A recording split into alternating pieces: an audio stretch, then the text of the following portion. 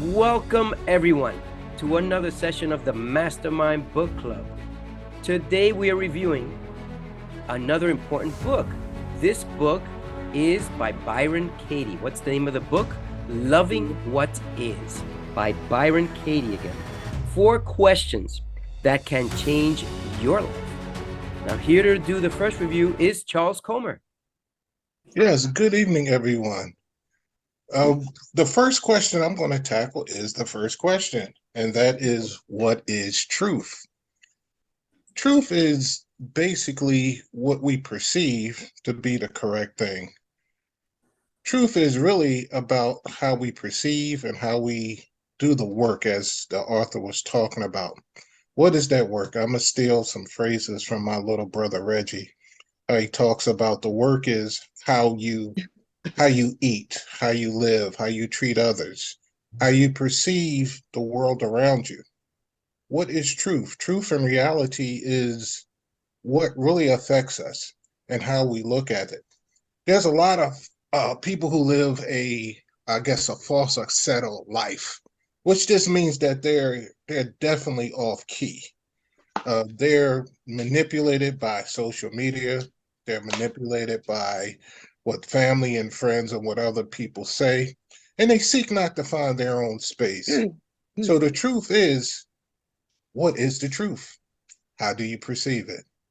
And that's where I'm going to end that tonight. David? Charles, beautifully said. What is the truth and how do you perceive it?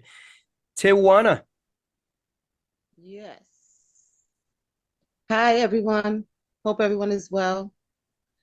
What I got from the book is be careful of what you think about because your thoughts are alive, and make sure that when you're thinking that you have to know that you're creating your own reality in the way you're thinking. So with that, sometimes it is a little difficult to catch up with that if you used to be in a certain way or live in a certain way with habits and stuff. So that's what I basically learned. And I learned also that it's a lifetime process if you want to change for the better. Thank you.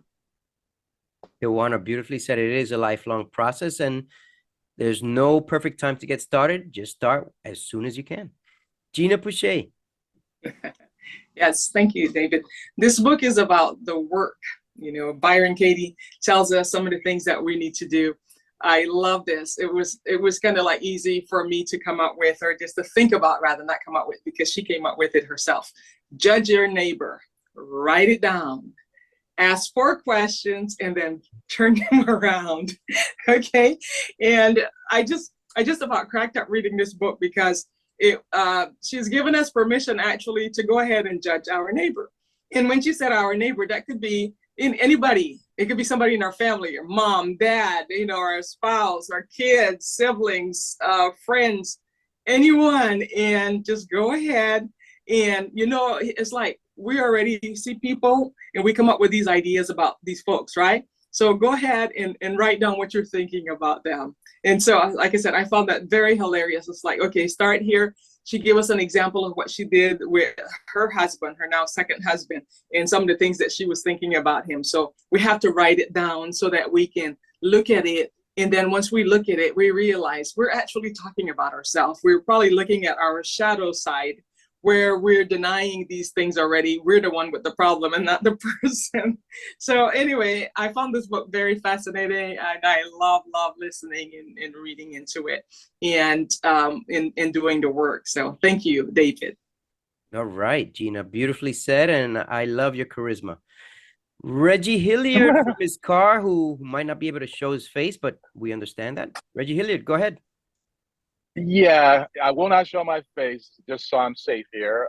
Otherwise, I'm actually going to be looking up. Hey, everyone, this is Reggie Hilliard from the Mastermind Book Club, here to talk about the book. The book is a very solid book in that there are questions that are posed to you by way of the author as she's talking to her audience, she's talking to her subjects, and she's basically asking these questions of them, and not necessarily like, saying that when she asks these questions that whether they give an answer, whether it's a false answer, but she's basically challenging the individual to think about the question, right? And to think about the answer that they have, and then by a little bit of analysis and perspective, that maybe they could reframe the thought that they have, or reframe their response. Because a lot of what this is basically turning answers and blame and these types of things on the outside, putting the blame on someone else, making it to where the individuals outside of you, the world outside of you, everything else is responsible for the way you feel, the way you act, and all this sort of stuff. And she's basically trying to get you to think about it in a little bit of a different context, whereby you become the person of blame, or you take full responsibility of a situation, of a thing, of a response, whatever. And that's a really good way to look at it, because by doing that, you gain essentially control of a situation. You gain control of yourself. You own up to the highest level of responsibility, whereby when you take that full responsibility for your actions, for the outcomes, for why you're behaving a certain way, why people may be behaving a certain way, why the world may be a certain way, you can actually reshape the world around you. You can reshape yourself. You can become a better person. You can add to everything around you. So I think it's a great book in that way. It's called The Work, and I think that's the appropriate name for it. And it's a term that I use all the time, the work. The work is all inclusive of the body of things that you're going to do to become a better person and to be of value and to make things better around you, as well as yourself and the world around you and other people. So that's what I say. Thank you. Thank you, Reggie. And there's no one way to look at this, and that's what happens with most of us. We tend to look at things one way. Which way is that? The most negative way out there. Since we're born, we learn how to judge. We learn how to lie. And that leads us into a spiral of negative activity. Byron Katie says that there are 4 questions that we must answer every time we get into the spiral. What are these 4 questions? Let me see if I can share my screen, and that's where I'm going to end it once I have those 4 questions right here. Can you see that, people? Is it true, whatever it is that you're claiming, is it true?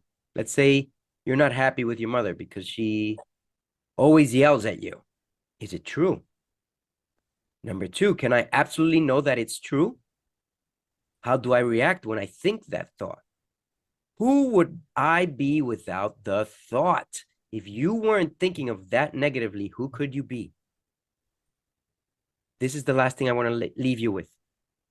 No matter how many times you think of something negatively, there is always at least one answer that is positive. Why? Because Byron Katie lived until almost she was 40 before understanding these questions.